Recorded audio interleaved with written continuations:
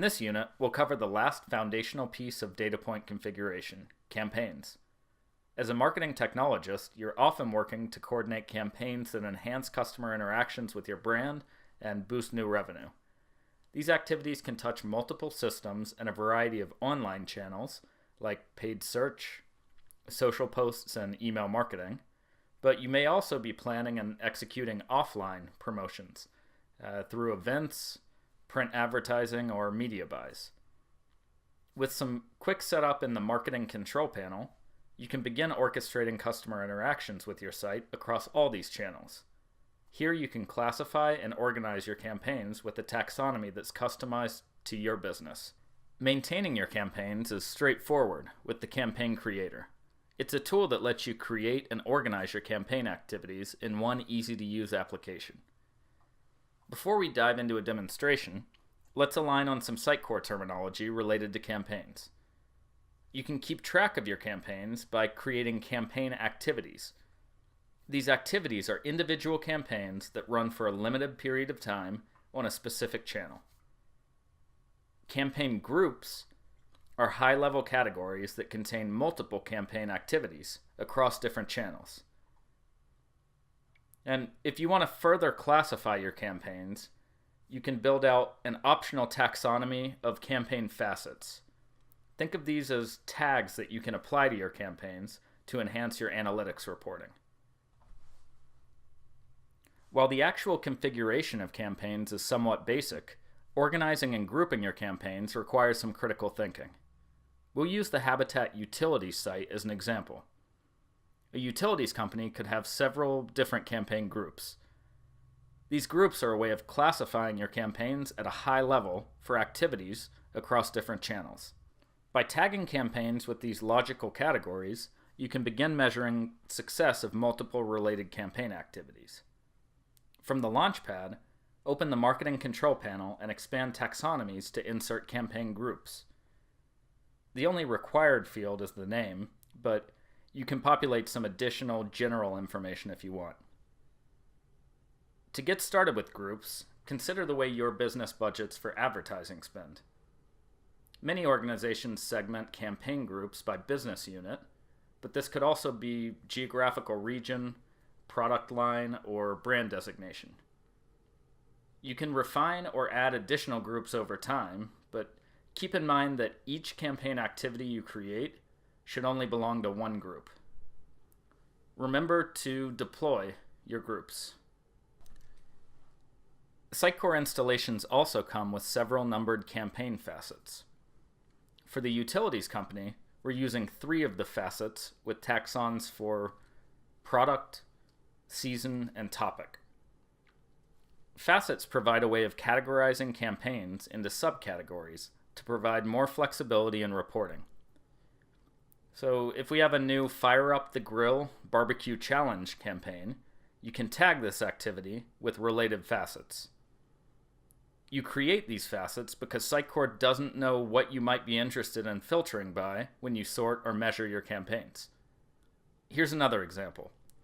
For the Winter Sky Miles sign up, notice that only 2 of the facets were relevant and tagged. Let's create a few in the Marketing Control panel. We'll add a new product, solar panels, to facet 1. Use the Custom Taxonomy tag to create your taxons. While the 7 campaign facets are limited, you can utilize groups to create as many facets as your business needs. We'll add a new custom group for holidays. This flexible setup allows for endless categorization.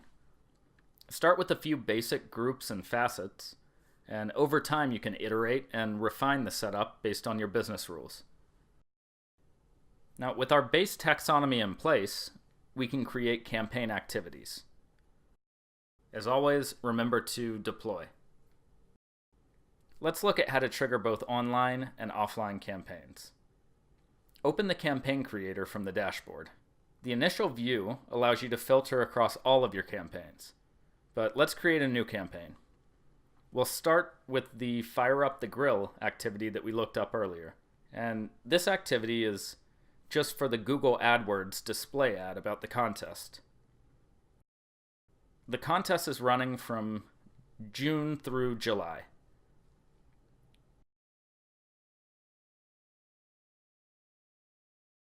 Select your custom facets if they're applicable, but remember, these are only optional.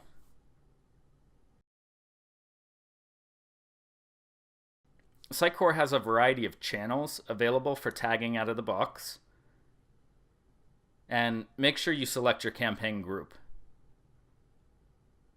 By clicking Save, Sitecore generates a campaign code. This unique ID is the most important element of your online campaigns. When you enter the URL into a pay-per-click ad program, you need to append your link with this ID. In other words, you associate a landing page by adding the campaign ID as a query string. And if a user enters the site with this ID in the URL, his visit is associated with the campaign. It's important to note that campaigns will only be associated if the visit's first page view has this value in the URL.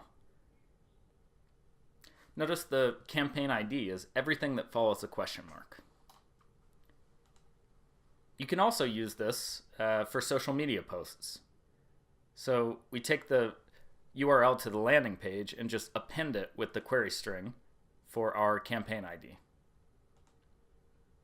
Offline campaigns are a little different. You'll actually go in and manually tag the landing page. So select attributes and then locate your campaign and tag that landing page with your campaign. Occasionally, you'll have a magazine ad or a billboard ad, maybe it's television, something that you really need a vanity URL. You can use Sitecore aliases for this. So you would tag that barbecue challenge landing page with your campaign, and then create a simple alias that's easy to remember, like Habitat Utilities /barbecue. And whenever someone visits that, it immediately redirects with that alias to trigger your campaign on the landing page. We've now looked at 3 foundational activities that make up data point configuration. In upcoming units, we'll look at how to implement personalization and analyzing test results in more detail.